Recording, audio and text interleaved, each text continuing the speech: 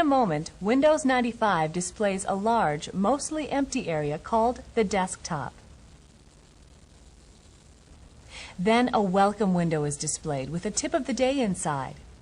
At the bottom of the window is an option to show this screen the next time we start Windows. We'll leave the option on.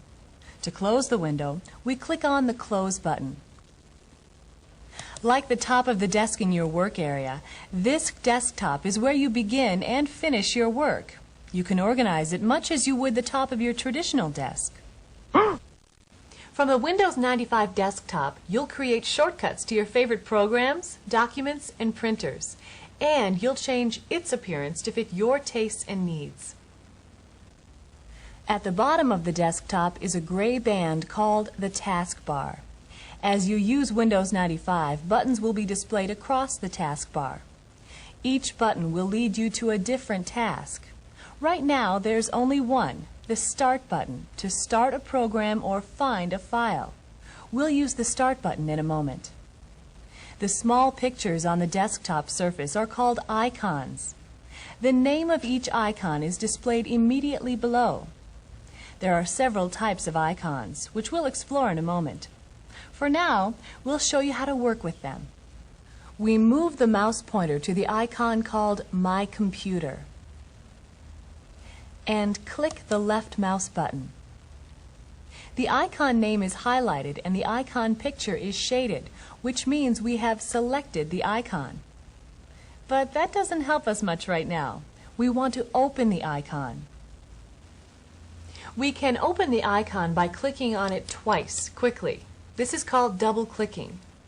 Now, double-clicking is a tricky art form, especially if you're new to using a mouse. To double-click, you have to click the left mouse button twice, quickly, but you have to hold the mouse perfectly still. If the mouse moves between clicks, sorry, you'll have to try again.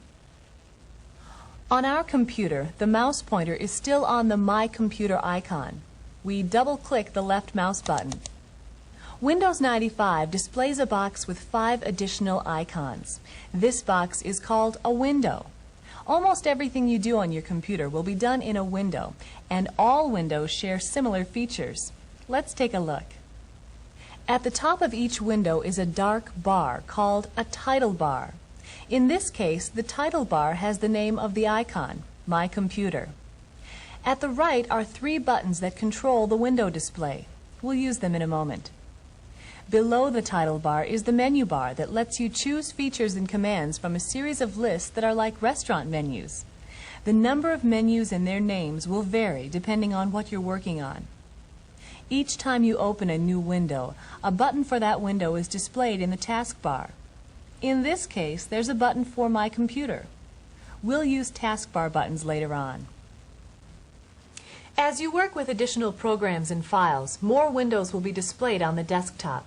Here are a couple of things you can do to arrange the windows for best viewing. You can move a window to another location. To do that, click and hold the mouse button down on the title bar. Then move the mouse until the window is where you want it. Then release the mouse button. This is called dragging with the mouse, or simply dragging. You can change the size of a window by dragging its borders. Dragging one of the sides changes the window size in one direction.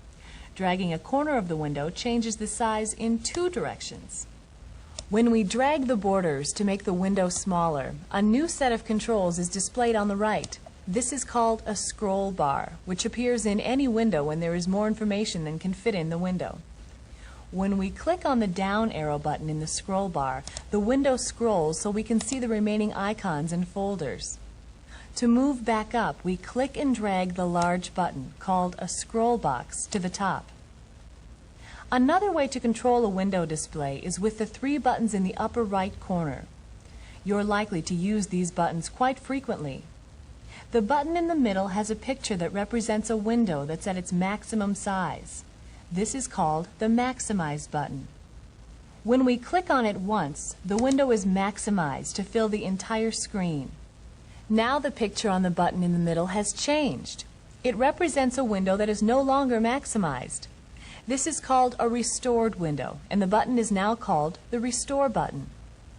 When we click on the Restore button, the window is restored to its original size. Now, let's use the first button in the upper right corner. It's called the Minimize button and has a solid line across the bottom. You might want to think of the line as a rolled-up window shade because that's pretty much what it does. It rolls up the window without actually closing it. Watch.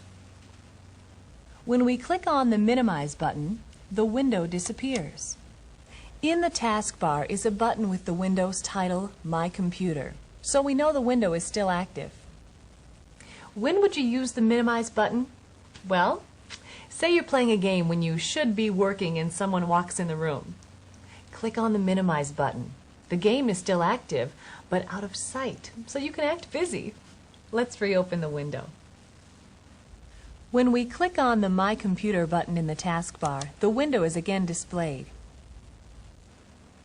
You've seen just about all of the mechanical stuff you need to work with a window, so now let's take a closer look at what's inside the My Computer window.